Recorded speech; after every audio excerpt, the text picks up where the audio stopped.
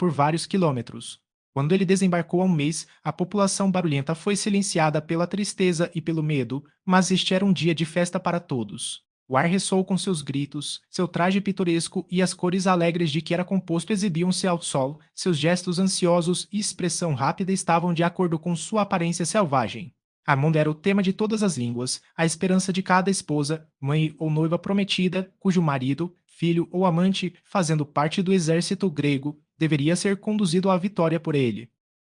Apesar do objetivo perigoso de nossa jornada, ela estava cheia de interesse romântico enquanto passávamos pelos vales e pelas colinas deste país divino.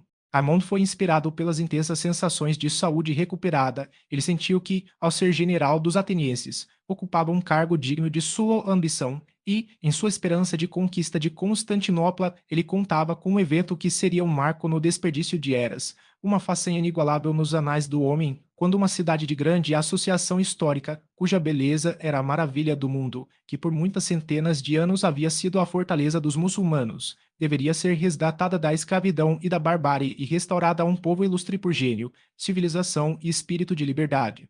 Perdita descansou em sua sociedade restaurada, em seu amor, suas esperanças e fama, assim como um sibarita em um sofá luxuoso. Cada pensamento era transporte, cada emoção banhada como se fosse em um elemento agradável e ameno.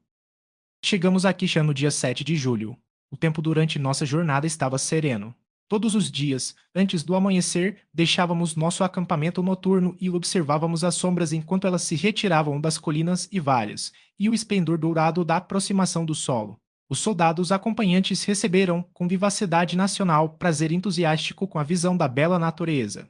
A revolta da estrela do dia foi saudada por acordes triunfantes, enquanto os pássaros, ouvidos por arrebatamentos, preenchiam os intervalos da música.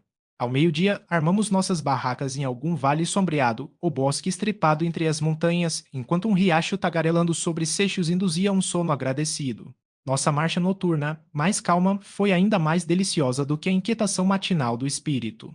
Se a banda tocava, involuntariamente eles escolhiam ares de paixão moderada, a despedida do amor, o lamento pela ausência, foi seguida e encerrada por algum hino solene, que se harmonizou com a beleza tranquila da noite e elevou a alma ao pensamento grandioso e religioso.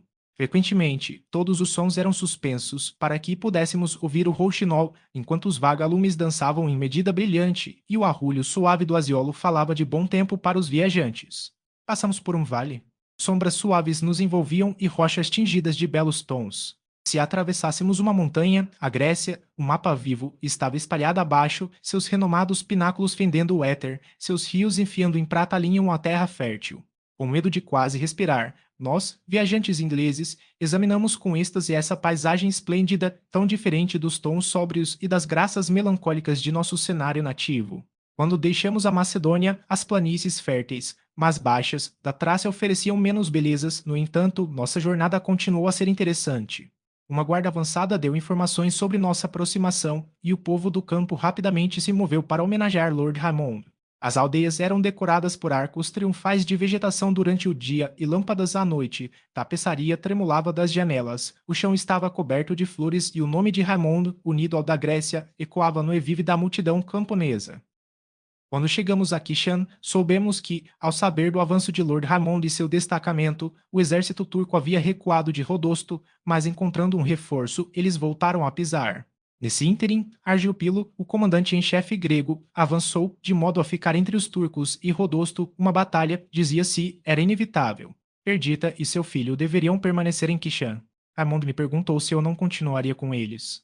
Agora, pelas colinas de Cumberland, gritei, por todo o caçador furtivo que me pertence, ficarei ao seu lado. Desembainharei minha espada na causa grega e serei saudado como um vencedor junto com você.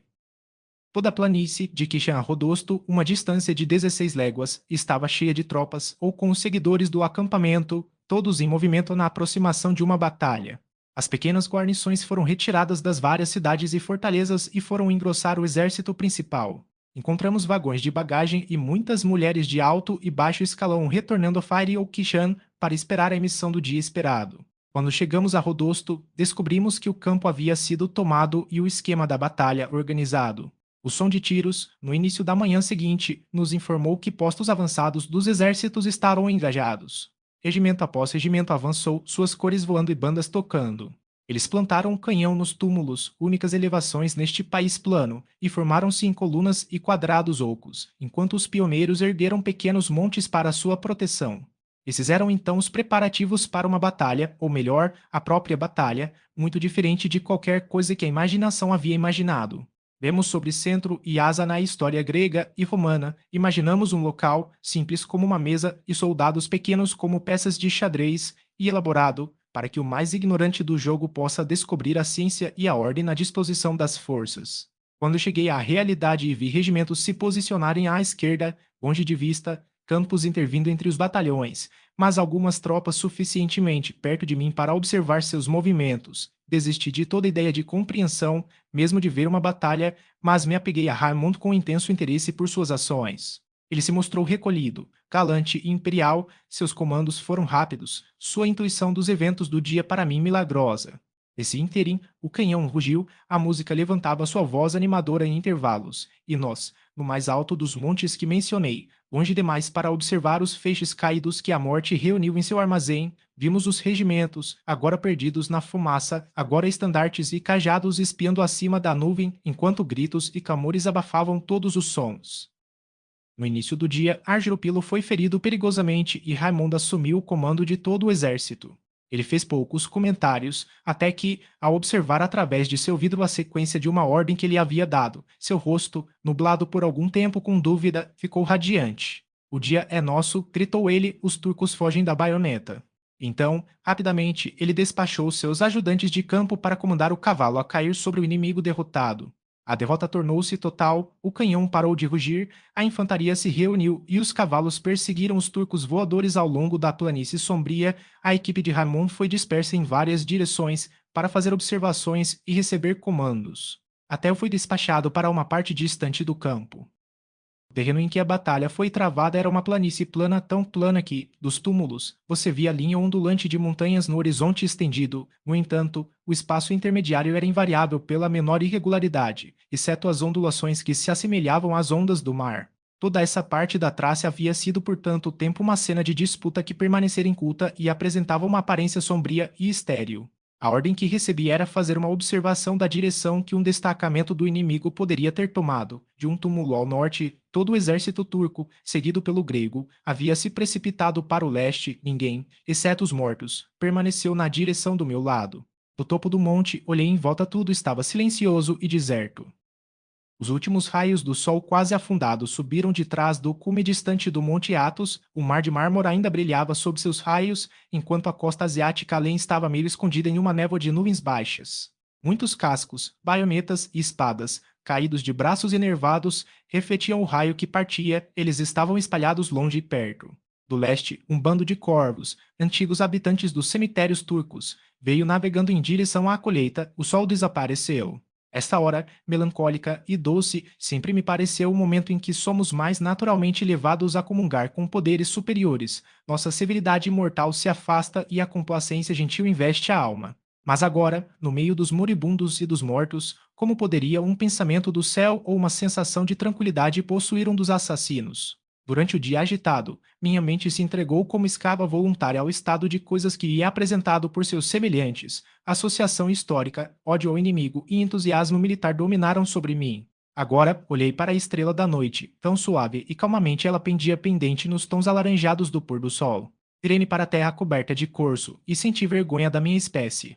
Assim talvez fossem os céus plácidos, pois eles rapidamente se cobriram de névoa e, nessa mudança, ajudaram no rápido desaparecimento do crepúsculo usual no sul. Pesadas massas de nuvens flutuavam do sudeste, e relâmpagos vermelhos e turvos disparavam de suas bordas escuras. O vento impetuoso perturbou as vestes dos mortos e gelou ao passar por suas formas geladas. A escuridão se formou ao redor. Os objetos ao meu redor tornaram-se indistintos. Desci de minha estação e, com dificuldade, guiei meu cavalo de modo a evitar os mortos. De repente, ouvi um grito agudo, uma forma parecia surgir da terra, ele voou rapidamente em minha direção, afundando no chão novamente ao se aproximar. Tudo isso passou tão repentinamente que com dificuldade controlei meu cavalo, para que ele não pisasse no ser prostrado. A vestimenta dessa pessoa era de um soldado, mas o pescoço e os braços nus e os gritos contínuos descobriram uma mulher assim disfarçada. Desmontei em seu auxílio, enquanto ela, com gemidos pesados e a mão colocada ao lado, resistiu à minha tentativa de conduzi-la. Na pressa do momento, esqueci que estava na Grécia e, com meu sotaque nativo, me esforcei para acalmar o sofredor. Com exclamações selvagens e terríveis, a perdida e moribunda Evade, pois era ela reconheceu a linguagem de seu amante, a dor e a febre de sua ferida perturbaram seu intelecto, enquanto seus gritos lamentáveis e débeis esforços para escapar me penetraram com compaixão. Em delírio selvagem, ela invocou o nome de Ramond, ela exclamou que eu estava escondendo dela, enquanto os turcos com terríveis instrumentos de tortura estavam prestes a tirar sua vida. Então, novamente, ela lamentou tristemente seu duro destino, que uma mulher, com coração e sensibilidade de mulher, seja movida por amor sem esperança e esperanças vagas para assumir o comércio de armas e sofrer além da resistência da privação, trabalho e dor do homem enquanto sua mão seca e quente pressionava a minha e sua testa e lábios queimavam com fogo consumidor. À medida que sua força diminuía, eu a levantei do chão. Sua forma emaciada pendia sobre meu braço, sua bochecha encovada repousava sobre meu peito. Com uma voz sepulcral, ela murmurou: Este é o fim do amor. Mas não o fim. E o frenesi emprestou sua força quando ela lançou o braço para o céu. Aí está o fim. Lá nos encontramos novamente. Muitas mortes em vida eu suportei por ti, ó Raimond, e agora eu expiro, tua vítima. Os instrumentos de guerra, fogo, peste são meus servidores. Eu ousei e eu me vendi até a morte, com a única condição de que você me seguisse fogo, terra e peste, una-se para sua destruição, ó meu Ramond, não há segurança para você. Com o coração pesado, ouvi as mudanças de seu delírio, fiz para ela uma cama de capas, sua violência diminuiu e um orvalho úmido estava em sua testa enquanto a palidez da morte sucedia ao carmesim da febre, coloquei-a nas capas. Ela continuou a delirar com seu rápido encontro com seu amado na sepultura, com sua morte próxima. Às vezes ela declarava solenemente que ele foi convocado, às vezes ela lamentava seu destino difícil. Sua voz ficou mais fraca, seu discurso interrompido, alguns movimentos convulsivos e seus músculos relaxaram, os membros caíram, não mais para serem sustentados, um suspiro profundo e a vida se foi. Eu a carreguei da vizinhança próxima dos mortos, envolto em mantos, coloquei-a debaixo de uma árvore. Mais uma vez olhei para seu rosto alterado, a última vez que a vi, ela tinha 18 anos. Bela como a visão do poeta, esplêndida como uma sultana do Oriente, 12 anos se passaram. 12 anos de mudança, tristeza e dificuldades. Sua tez brilhante tornou-se desgastada e escura, seus membros perderam a redondeza da juventude e da feminilidade, seus olhos afundaram profundamente. Esmagada e desgastada, as soras drenaram seu sangue e encheram sua testa com linhas e rugas. Com horror trêmulo, velei este monumento da paixão humana e da miséria humana, amontoei sobre ela todas as bandeiras e apetrechos pesados que pude encontrar para protegê-la de pássaros e animais de rapina até que pudesse conceder-lhe uma sepultura adequada. Triste e lentamente interrompi meu curso entre os montes de mortos e, guiado pelas luzes cintilantes da cidade, finalmente cheguei a Rodosto. Capítulo 2. Na minha chegada, descobri que já havia sido dada uma ordem para que o exército prosseguisse imediatamente em direção a Constantinopla, e as tropas que menos sofreram na batalha já estavam a caminho. A cidade estava cheia de tumulto. O ferimento e a consequente incapacidade de Argiropilo fizeram com que Raimond fosse o primeiro no comando. Ele cavalgou pela cidade, visitando os feridos e dando as ordens necessárias para o cerco que meditava. No início da manhã, todo o exército estava em movimento. Na pressa, mal consegui encontrar uma oportunidade de conceder os últimos cargos a Evade. Assistido apenas por meu servo, cavei uma cova profunda para ela ao pé da árvore e, sem perturbar sua mortalha guerreira, coloquei-a nela, empilhando pedras sobre a sepultura. O sol deslumbrante e o brilho da luz do dia privaram a cena de solenidade da tumba baixa de Evadne e um Temer Ramon e sua equipe agora a caminho da cidade dourada. Constantinopla foi investida, trincheiras cavadas e avanços feitos. Toda a frota grega o bloqueou por mar, em terra desde o rio Keatikpanaá, perto das águas doces, até a Torre de Mármora, nas margens do Propontida, ao longo de toda a linha das antigas muralhas. As trincheiras do cerco foram desenhadas. Já possuímos Pera, o próprio chifre de ouro, a cidade, abaludada pelo mar, e as muralhas cobertas de era dos imperadores gregos eram toda a Europa que os maometanos podiam chamar de sua. Nosso exército havia como uma presa certa. Eles contaram a guarnição, era impossível que fosse aliviado, cada investida foi uma vitória, pois, mesmo quando os turcos triunfaram, a perda de homens que sofreram foi um dano irreparável. Certa manhã, cavalguei com Raimundo até o monte elevado, não muito longe do Topkapi, portão de canhão, no qual Mahmoud plantou seu estandarte e via a cidade pela primeira vez. Ainda assim, as mesmas cúpulas e minaretes elevados se erguiam acima das muralhas verdes, onde Constantino havia morrido e o turco havia entrado na cidade. A planície ao redor era intercalada com cemitérios, turcos, gregos e armênios, com seu crescimento de ciprestes e outros bosques de aspecto mais alegre, diversificaram a cena. Entre eles, o exército grego estava acampado e seus esquadrões se moviam de um lado para o outro, ora em marcha regular, ora em rápida carreira. Os olhos de Raimundo estavam fixos na cidade. Eu contei as horas de sua vida, disse ele, um mês, e ela cai. Fique comigo até lá, espere até ver a cruz em Santa Sofia, e então volte para as suas clareiras pacíficas. Você então, perguntei, ainda permanece na Grécia? Certamente, respondeu Raimundo. No entanto, Lionel, quando digo isso, acredite em mim, olho para trás com pesar para nossa vida tranquila em Windsor. Eu sou apenas meio soldado e eu amo o renome, mas não o comércio da guerra.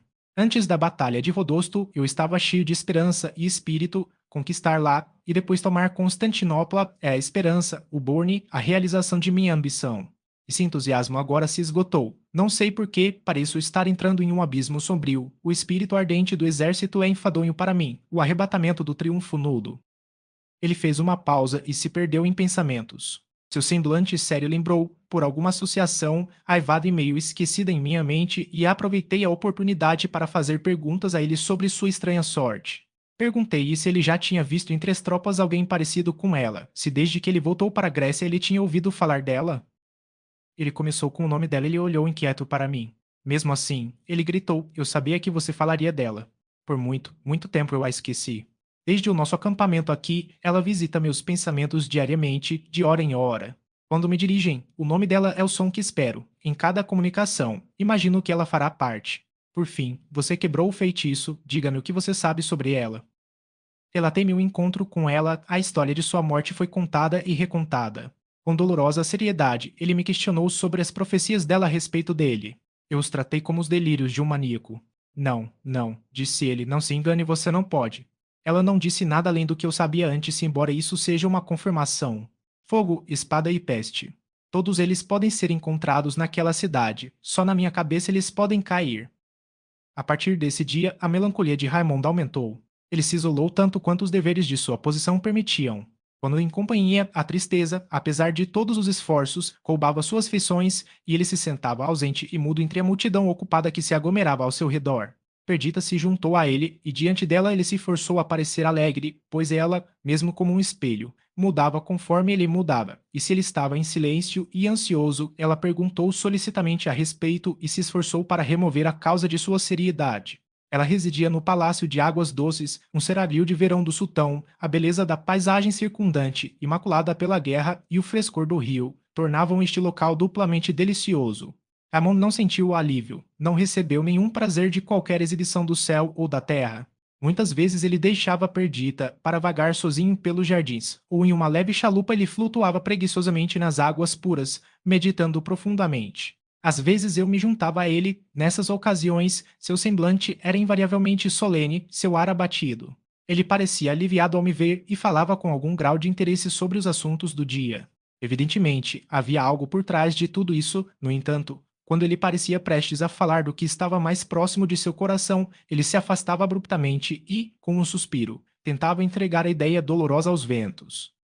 Muitas vezes ocorrera que, quando, como eu disse, Raimundo saía da sala de visitas de Perdita, Clara vinha até mim e, gentilmente, puxando-me de lado, dizia: Papai se foi, vamos até ele?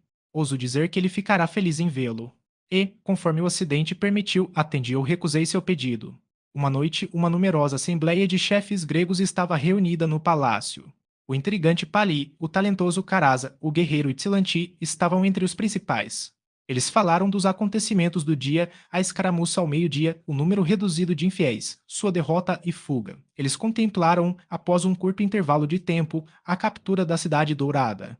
Eles se esforçaram para imaginar o que aconteceria então e falaram em termos elevados da prosperidade da Grécia, quando Constantinopla se tornasse sua capital.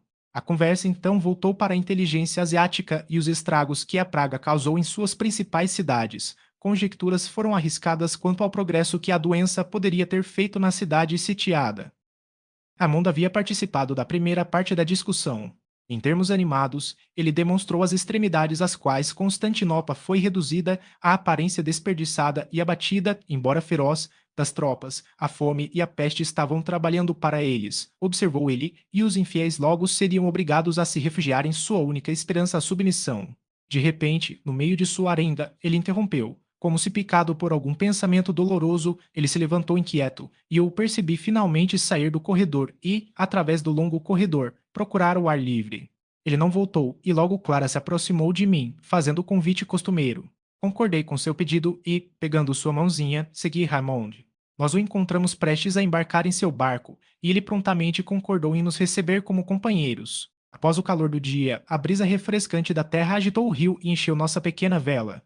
A cidade parecia escura ao sul, enquanto numerosas luzes ao longo das margens próximas, e o belo aspecto das margens repousando na noite plácida, as águas refletindo intensamente as luzes celestiais, davam a este belo rio um dote de beleza que poderia ter caracterizado um retiro no paraíso. Nosso único barqueiro cuidou da vela, Amon dirigiu, Clara sentou-se a seus pés, apertando seus joelhos com os braços e deitando a cabeça sobre eles. Amon começou a conversa um tanto abruptamente. Esta, meu amigo, é provavelmente a última vez que teremos a oportunidade de conversar livremente. Meus planos estão agora em plena operação e meu tempo ficará cada vez mais ocupado. Além disso, desejo imediatamente dizer-lhe meus desejos e expectativas e nunca mais voltar a um assunto tão doloroso. Em primeiro lugar, devo agradecer-lhe, Lionel, por ter permanecido aqui a meu pedido. A vaidade primeiro me levou a perguntar-lhe. Vaidade, eu chamo isso, no entanto, mesmo nisso vejo a mão do destino, sua presença logo será necessária, você se tornará o último recurso de Perdita, sua protetora e consoladora. Você vai levá-la de volta para Windsor. Não sem você, eu disse. Você não pretende se separar de novo? Não se engane, respondeu Raymond, a separação em questão é uma sobre a qual não tenho controle. Mais próximo está a ele, os dias já estão contados. Posso confiar em você. Por muitos dias desejei revelar os misteriosos pressentimentos que pesam sobre mim, embora temo que você os ridicularize. No entanto, não, meu gentil amigo, pois, todos infantis e imprudentes como são, eles se tornaram parte de mim, e não ouso esperar sacudi-los. No entanto, como posso esperar que você simpatize comigo? Você é deste mundo, eu não sou. Você estende sua mão, é até mesmo como uma parte de você, e você ainda não separa o sentimento de identidade da forma mortal que molda Lionel. Como então você pode me entender? A terra é para mim um túmulo, o firmamento uma abóbada, encobrindo mera corrupção. O tempo não existe mais, pois entrei no limiar da eternidade. Cada homem que encontro parece um corso, que logo será abandonado de sua centelha animadora às vésperas da decadência e da corrupção. Cada pedra uma pirâmide se ergue, e cada flor constrói um monumento. Cada edifício é um sepulcro altivo, cada soldado um esqueleto vivo. 3. Seu sotaque era triste e ele suspirou profundamente. Alguns meses atrás, continuou ele, pensavam que eu estava morrendo, mas a vida era forte dentro de mim. Minhas afeições eram humanas, esperança e amor eram as estrelas do dia da minha vida.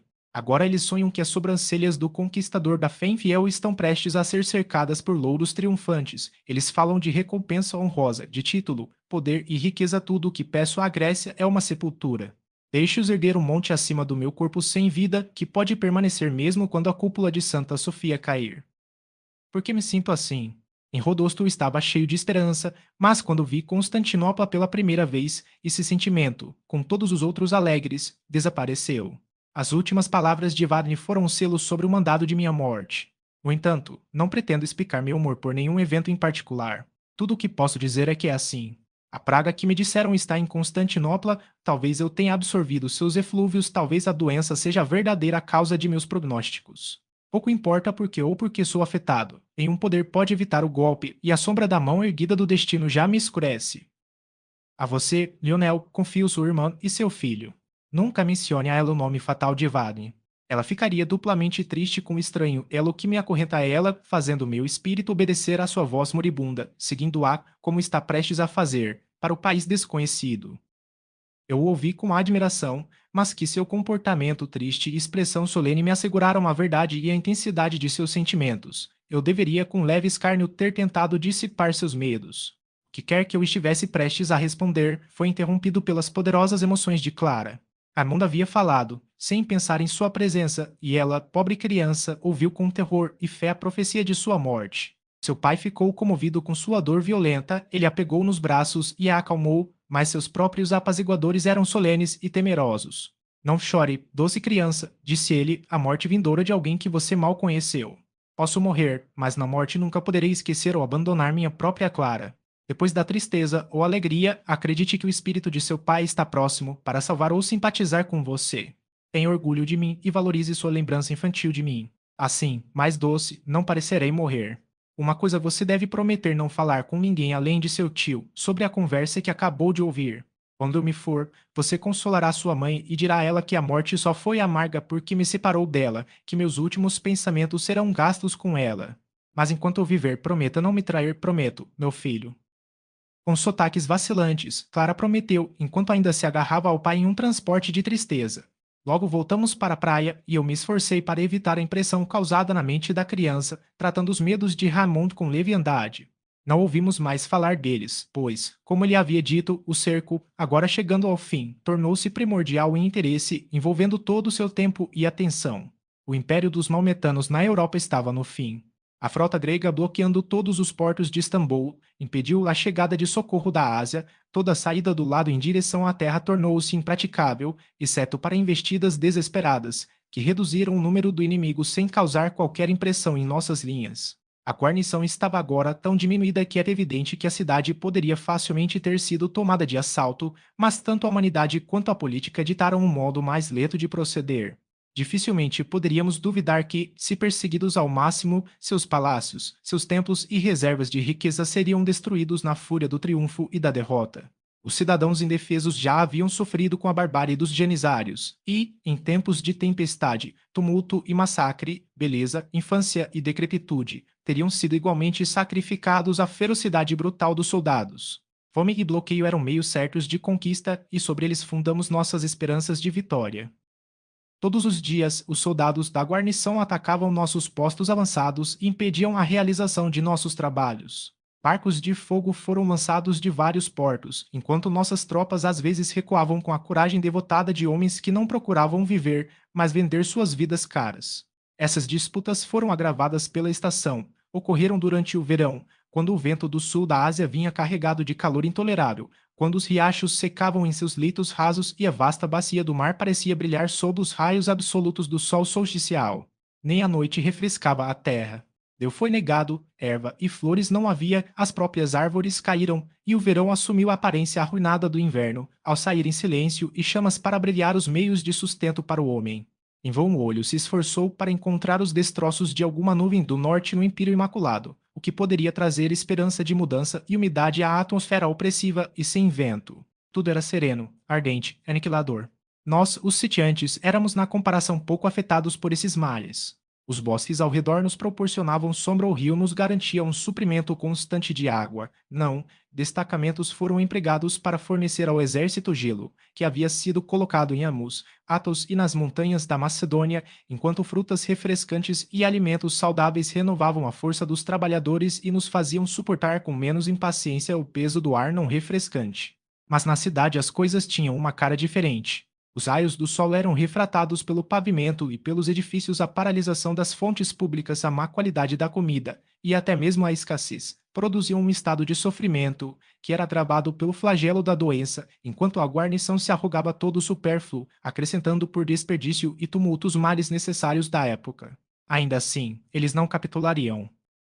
De repente, o sistema de guerra foi mudado. Não sofremos mais agressões e noite e dia continuamos nossos trabalhos desimpedidos. Mais estranho ainda, quando as tropas avançaram perto da cidade, as muralhas estavam vazias e nenhum canhão foi apontado contra os intrusos. Quando essas circunstâncias foram relatadas a Raimundo, ele fez com que observações minuciosas fossem feitas sobre o que estava acontecendo dentro das muralhas, e quando seus batedores voltaram, relatando apenas o silêncio e a desolação contínuos da cidade, ele ordenou que o exército fosse retirado diante dos portões. Ninguém apareceu nas paredes, os próprios portais, embora trancados e trancados, pareciam desprotegidos. Acima, as muitas cúpulas e crescentes brilhantes perfuravam o céu, enquanto as velhas paredes, sobreviventes de séculos, com torre coroada de ira e contraforte emaranhado de ervas daninhas, permaneciam como rochas em um deserto desabitado. De dentro da cidade, nem grito, nem choro, nem nada, exceto o uivo casual de um cachorro, quebrou a quietude do meio-dia. Até nossos soldados ficaram impressionados com o silêncio, a música parou, o barulho das armas foi silenciado. Cada homem perguntou a seu companheiro em sussurros o significado dessa paz repentina, enquanto Raimond de uma altura se esforçou, por meio de óculos, para descobrir e observar o estratagema do inimigo. Nenhuma forma podia ser discernida nos terraços das casas, nas partes mais altas da cidade, nenhuma sombra móvel anunciava a presença de qualquer ser vivo, as próprias árvores não acenavam e zombavam da estabilidade da arquitetura com igual imobilidade. O andar de cavalos, distintamente ouvido no silêncio, foi finalmente discernido. Era uma tropa enviada por Caraza, o almirante. Eles traziam despachos para o Lorde-Geral. O conteúdo desses papéis era importante. Na noite anterior, o relógio, a bordo de um dos navios menores ancorados perto da parede do Seraglio, foi despertado por um leve respingo de remos abafados. O alarme foi dado. 12 pequenos barcos, cada um contendo 3 janízaros, foram vistos tentando abrir caminho através da frota até a margem oposta de Scutari. Quando se viram descobertos, descarregaram seus mosquetes, e alguns vieram para a frente para cobrir os outros, cujas tripulações, exercendo todas as suas forças, se esforçaram para escapar com seus latidos leves entre os cascos escuros que os cercavam. No final, todos foram afundados e, com exceção de 2 ou 3 prisioneiros, as tripulações se afogaram. Pouco se podia obter dos sobreviventes, mas suas respostas cautelosas fizeram com que se supusesse que várias expedições haviam precedido esta última e que vários turcos de posição e importância haviam sido transportados para a Ásia. Os homens repeliram com desdém a ideia de terem abandonado a defesa de sua cidade, e o mais jovem entre eles, em resposta à provocação de um marinheiro, exclamou: Peguem, cães cristãos. Pegue os palácios, os jardins, as mesquitas, a morada de nossos pais, leve a peste com eles. A pestilência é o inimigo que voamos, se ela for sua amiga, abrace-a no peito. A maldição de Alá está sobre Istambul, compartilhe seu destino. Tal foi o relato enviado por Caraza Raimondo, mas uma história cheia de exageros monstruosos, embora fundada nisso, foi espalhada pela tropa que o acompanhava entre nossos soldados.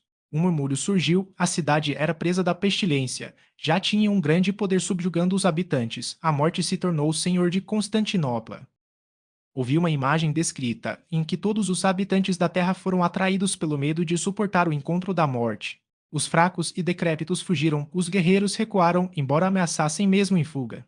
Lobos e leões e vários monstros do deserto rugiram contra ele, enquanto a sombria irrealidade pairava sacudindo seu dardo espectral, um agressor solitário, mas invencível. Mesmo assim foi com o exército da Grécia.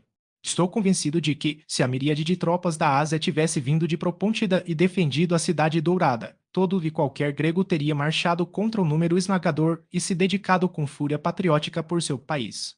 Mas aqui nenhuma cerca de baionetas se opunha, nenhuma artilharia mortífera, nenhum formidável conjunto de bravos soldados. As paredes desprotegidas permitiam fácil entrada, os palácios vazios, habitações luxuosas. Mas acima da cúpula de Santa Sofia, o grego supersticioso viu a pestilência e encolheu de apreensão com sua influência.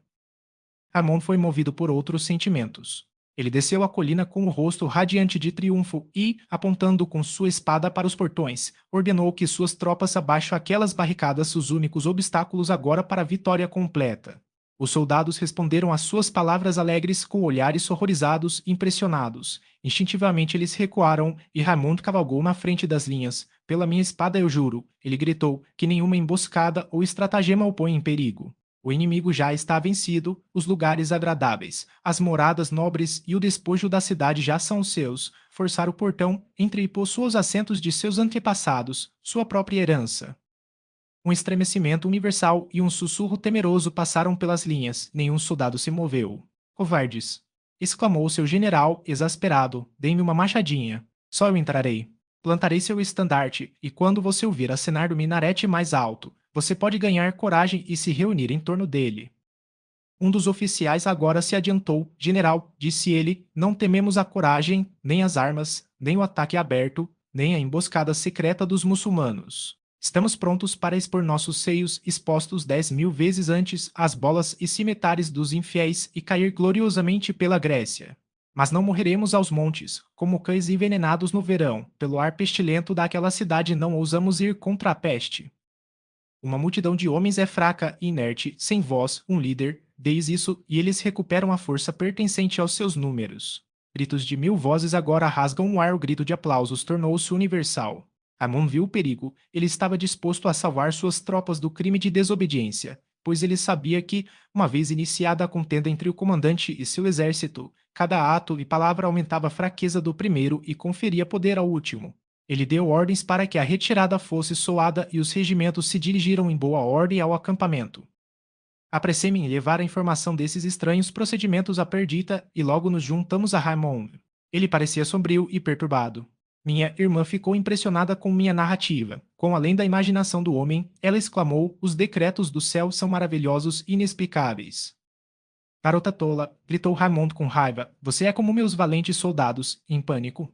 Que é de inexplicável, por favor, diga-me, em uma ocorrência tão natural?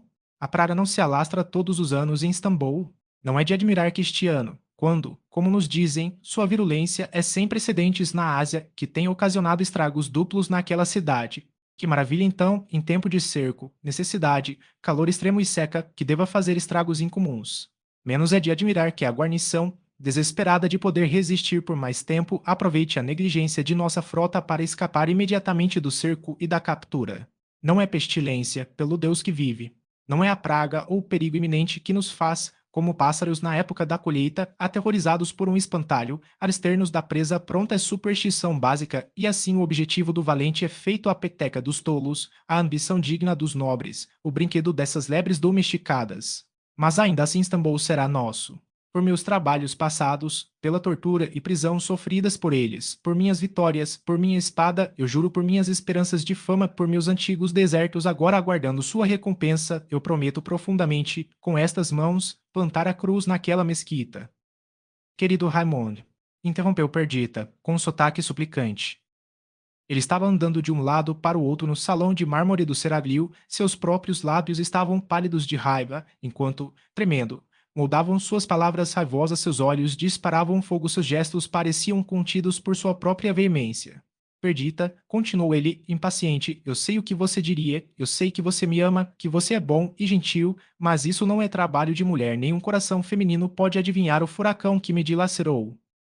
Ele parecia meio com medo de sua própria violência e de repente saiu do salão. Um olhar de Perdita me mostrou sua angústia e eu segui. Ele estava andando de um lado para o outro no jardim. Suas paixões estavam em um estado de turbulência inconcebível. Devo para sempre, gritou ele, ser o esporte da fortuna. O homem, o alpinista do céu, deve ser para sempre vítima dos répteis rastejantes de sua espécie. Se eu fosse como você, Lionel, ansioso por muitos anos de vida, por uma sucessão de dias iluminados pelo amor, por prazeres refinados e esperanças recém-brotadas, eu poderia ceder e, quebrando meu bastão de general, buscar repouso nas clareiras de Windsor. Mas estou prestes a morrer. Não, não me interrompa, logo morrerei. A terra de muitas pessoas, das simpatias do homem, dos amados resorts da minha juventude, da bondade dos meus amigos, da afeição da minha única amada Perdita, estou prestes a ser removido. Essa é a vontade do destino. Tal é o decreto do sumo governante de quem não há apelação, a quem me submeto. Mas perder tudo, perder com vida e amor, glória também. Não será. Eu, e em poucos anos, todos vocês, este exército em pânico e toda a população da bela Grécia não existirão mais. Mas outras gerações surgirão e para sempre continuarão a serem mais felizes por nossos atos atuais, a serem glorificadas por nosso valor. A oração da minha juventude era ser uma entre aquelas que tornam esplêndidas as páginas da história da Terra, que exaltam a raça humana e fazem deste pequeno globo uma morada dos poderosos. Ai de Raymond! A oração de sua juventude é desperdiçada, as esperanças de sua masculinidade são nulas. Do meu calabouço naquela cidade eu gritei, em breve serei seu senhor. Quando Evadne declarou minha morte, pensei que o título de Victor de Constantinopla seria escrito em meu túmulo e subjuguei todo o medo mortal. Estou diante de suas muralhas vencidas e não ouso me chamar de conquistador. Assim não será. Alexandre não saltou das muralhas da cidade de Ujidrakai para mostrar às suas tropas covardes o caminho para a vitória, encontrando sozinho as espadas de seus defensores. Mesmo assim, enfrentarei a praga e, embora nenhum homem o siga, plantarei o estandarte grego no alto de Santa Sofia. A razão veio inútil para sentimentos tão elevados. Em vão mostrei a ele que, quando chegasse o inverno, o frio dissiparia o ar pestilento e restauraria a coragem dos gregos. Não fale de outra estação além desta. Ele gritou. Vivi meu último inverno e a data deste ano, 2092, será gravada em meu túmulo. Já vejo, continuou ele, olhando tristemente para cima a borda Bourne e precipitada de minha existência sobre a qual mergulho no mistério sombrio da vida futura.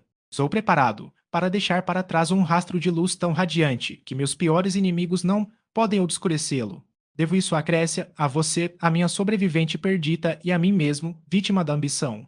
Fomos interrompidos por um atendente que anunciou que a equipe de Raimundo estava reunida na Câmara do Conselho.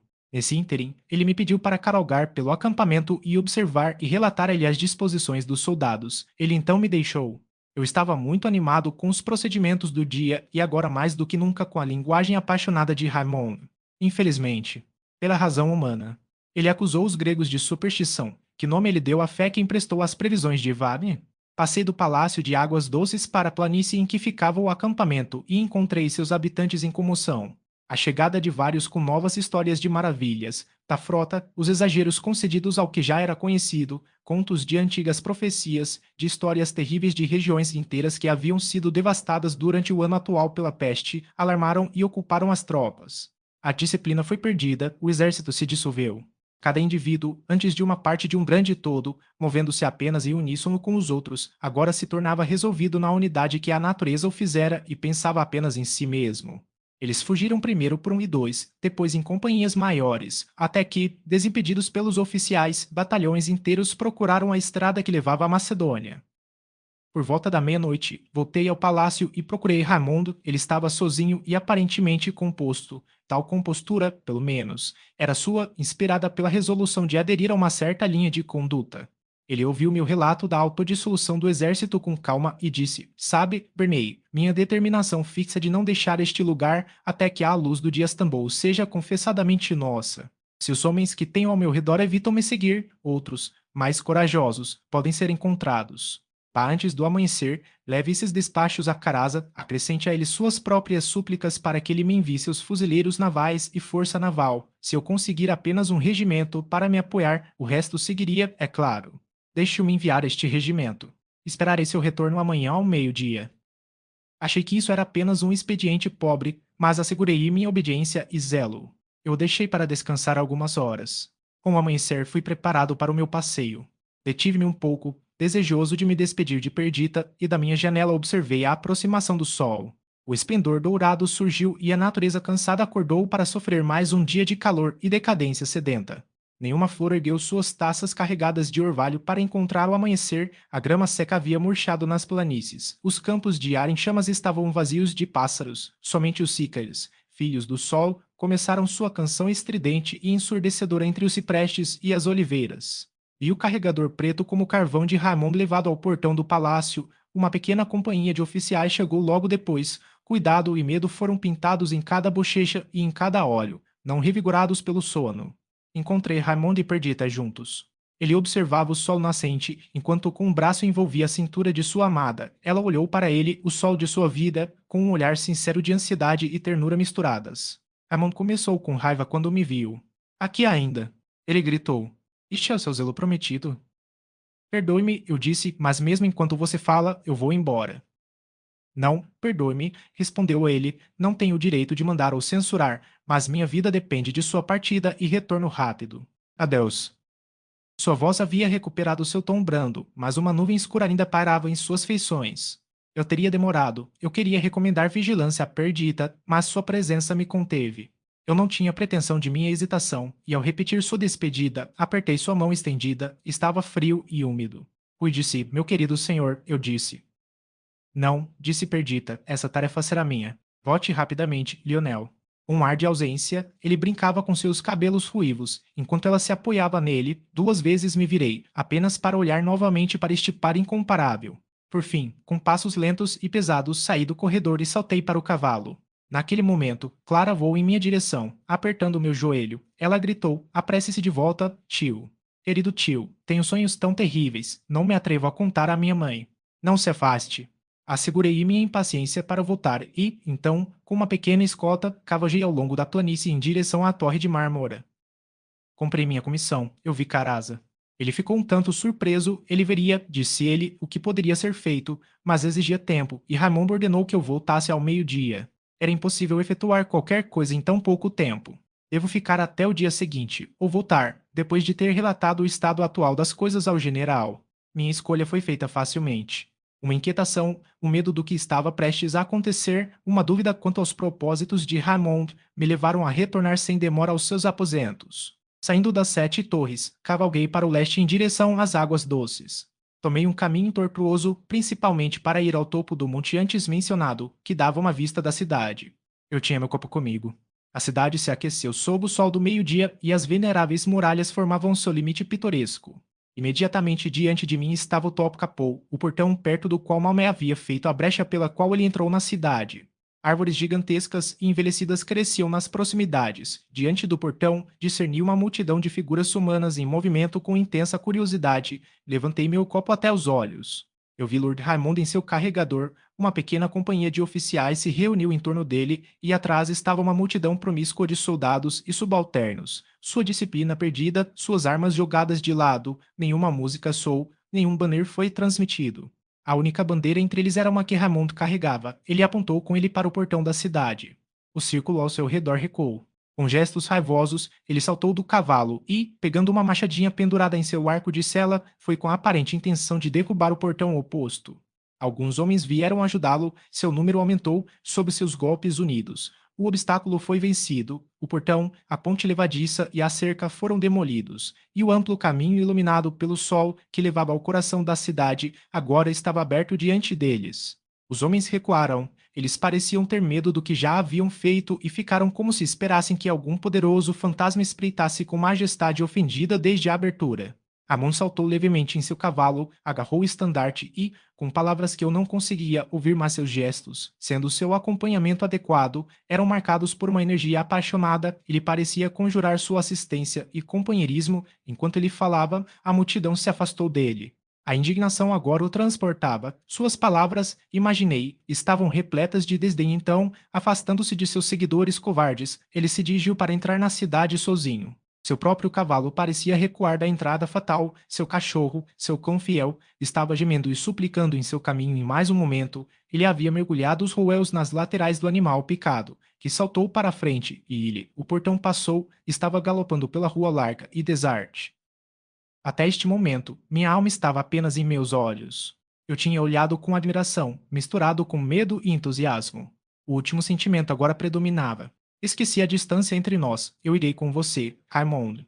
Eu chorei, mas, com os olhos retirados do vidro, mal pude discernir as formas pigminhas da multidão que a cerca de 1 quilômetro de mim cercava o portão. A forma de Raymond foi perdida.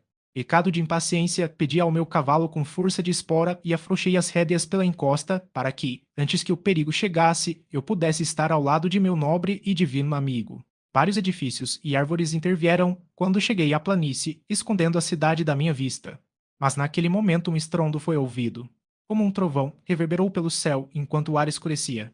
Mais um momento e as velhas paredes novamente encontraram minha visão, enquanto sobre elas pairava uma nuvem escura, fragmentos de edifícios giravam acima, meio vistos na fumaça, enquanto chamas irrompiam abaixo, e explosões contínuas enchiam o ar com trovões terríveis. Voando da massa de ruínas que saltou sobre os muros altos e sacudiu as torres de Eira, uma multidão de soldados dirigiu-se para a estrada pela qual eu vim. Eu estava cercado por eles, incapaz de avançar.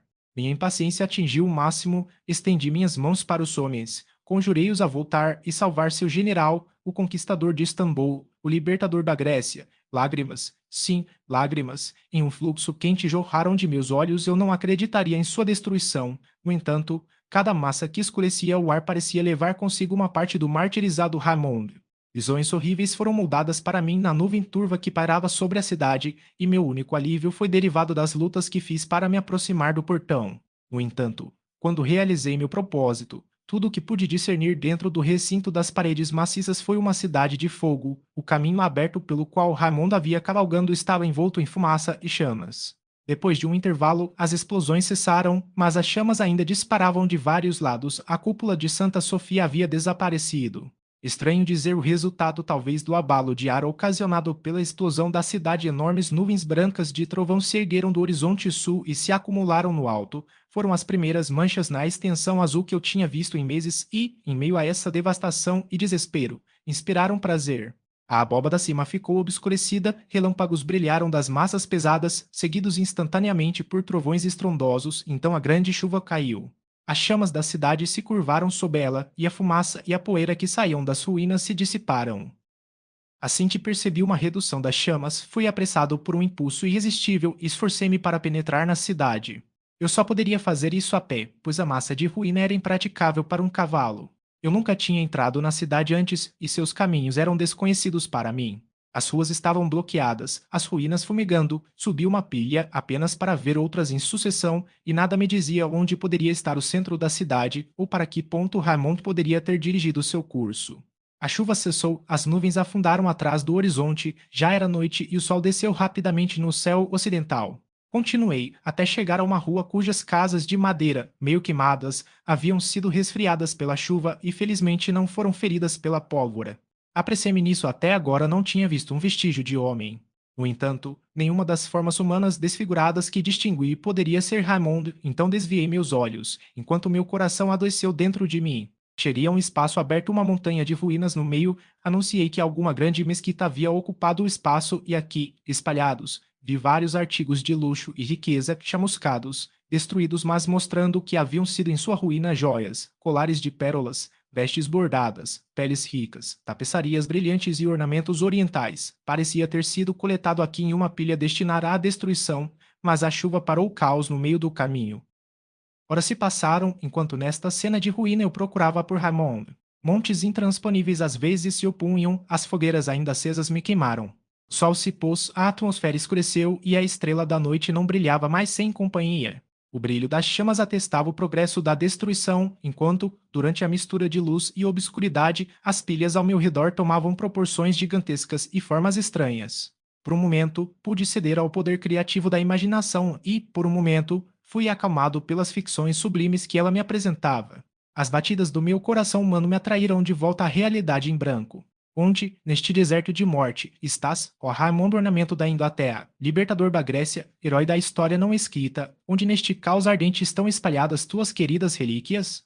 Chamei por ele em voz alta na escuridão da noite, sobre as ruínas escaldantes da Constantinopla caída. Seu nome foi ouvido, nenhuma voz respondeu, o eixo até ficou mudo.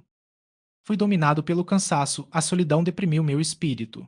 O ar abafado, impregnado de poeira, o calor e a fumaça dos palácios em chamas paralisaram meus membros. A fome de repente veio sobre mim.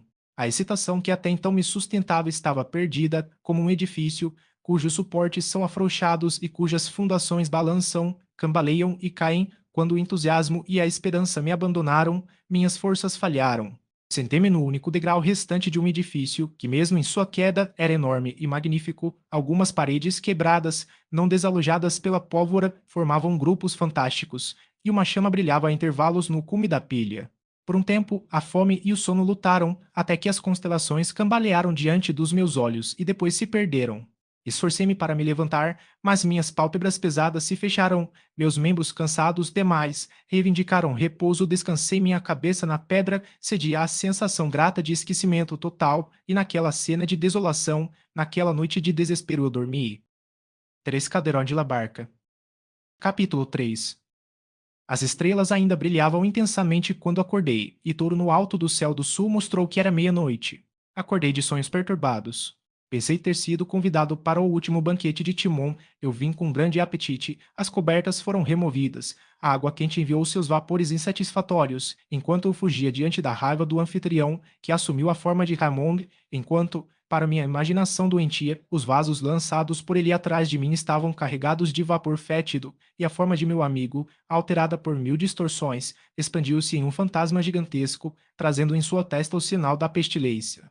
A sombra crescente subiu e subiu, enchendo, e então, parecendo tentar irromper além, a abóbada adamantina que se curvava, sustentando e envolvendo o mundo. A égua noturna tornou-se uma tortura. Com um grande esforço, julguei fora o sono e lembrei a razão de suas funções habituais. Meu primeiro pensamento foi perdida, a ela devo voltar, devo apoiá-la, tirando do desespero o alimento que melhor sustente seu coração ferido, lembrando-a dos excessos selvagens da dor, pelas leis austeras do dever e pela suave ternura do arrependimento. A posição das estrelas era meu único guia. Afastei-me da terrível ruína da cidade dourada e, após grande esforço, consegui me livrar de seu recinto. Encontrei uma companhia de soldados fora dos muros, peguei emprestado um cavalo de um deles e corri para minha irmã. A aparência da planície foi alterada durante este curto intervalo. O acampamento foi desfeito, as relíquias do exército dissolvido se encontravam em pequenas companhias aqui e ali, cada rosto estava nublado, cada gesto expressava espanto e consternação. Com o coração pesado, entrei no palácio e fiquei com medo de avançar, falar, olhar. No meio do salão estava Perdita, ela estava sentada na calçada de mármore, a cabeça caída no peito, o cabelo desgrenhado, os dedos entrelaçados um dentro do outro. Ela estava pálida como mármore e todas as feições estavam contraídas pela agonia.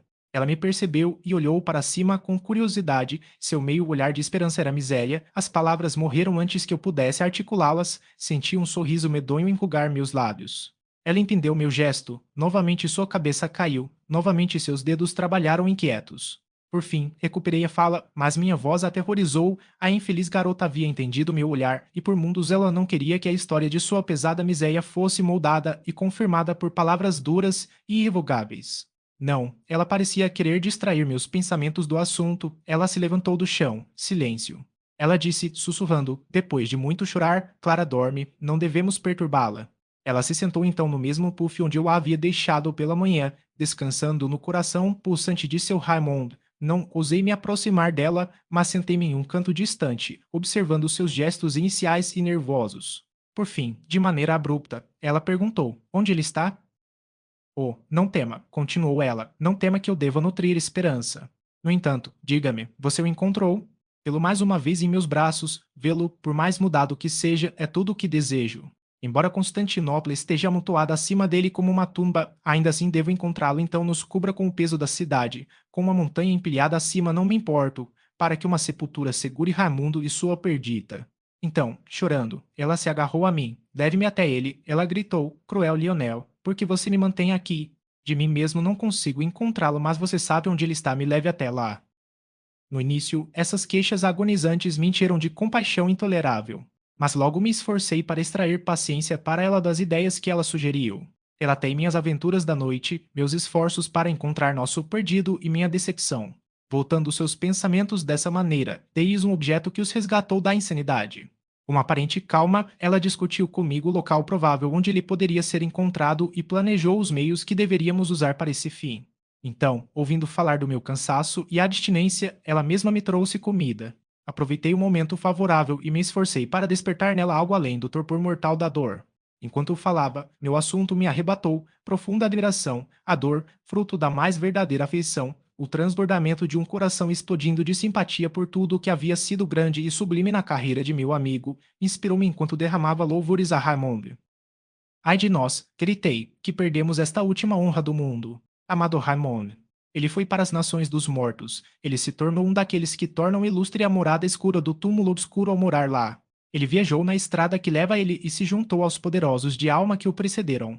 Quando o mundo estava em sua infância, a morte deve ter sido terrível, e o homem deixou seus amigos e parentes para morar, um estranho solitário, em um país desconhecido. Mas agora, aquele que morre encontra muitos companheiros que se foram antes para se preparar para sua recepção. Os grandes dos séculos passados o povoam, o herói exaltado de nossos dias é contado entre seus habitantes, enquanto a vida se torna duplamente o desarte e a solidão. E nobre criatura foi Raymond, o primeiro entre os homens de nosso tempo. Pela grandeza de suas concepções, pela graciosa ousadia de suas ações, por sua inteligência e beleza, ele conquistou e governou as mentes de todos. De uma única falha ele poderia ter sido acusado, mas sua morte cancelou isso. Eu ouvi ser chamado de inconstante de propósito quando ele desertou, por causa do amor, a esperança de soberania, e quando ele abdicou do protetorado da Inglaterra, os homens culparam sua enfermidade de propósito. Agora sua morte coroou sua vida, e até o fim dos tempos será lembrado que ele se dedicou, uma vítima voluntária, à glória da Grécia. Essa foi sua escolha. Ele esperava morrer. Ele previu que deveria deixar esta terra alegre, o céu claro e seu amor. Perdita, no entanto, ele não hesitou ou voltou atrás, indo direto para sua marca de fama. Enquanto durar a terra, suas ações serão registradas com louvor. As donzelas gregas espalharão flores em devoção em seu túmulo e farão o ar ao seu redor ressoar com hinos patrióticos, nos quais seu nome encontrará alto registro. Vi as feições de Perdita suavizarem, a severidade da dor cedeu, a ternura continuei. Assim, honrá-lo é o dever sagrado de seus sobreviventes. para fazer seu nome como um lugar sagrado do solo, cercando-o de todos os ataques hostis por nosso louvor, derramando sobre ele as flores do amor e do arrependimento, protegendo-o da decadência e legando o imaculado à posteridade. Esse é o dever de seus amigos. O mais querido pertence a você, Perdita, mãe de seu filho. Você se lembra em sua infância com que transporte você viu Clara, reconhecendo nela o ser unido de você e Ramon, regozijando-se ao ver neste templo vivo uma manifestação de seus amores eternos. Mesmo assim, ela ainda é. Você disse que perdeu Ramond. Ou não. Mas ele vive com você e em você lá. Dele ela surgiu, carne de sua carne, osso de seu osso e não, como antes, você se contenta em traçar em sua bochecha felpuda e membros delicados uma afinidade com Ramond, mas em suas afeições entusiásticas,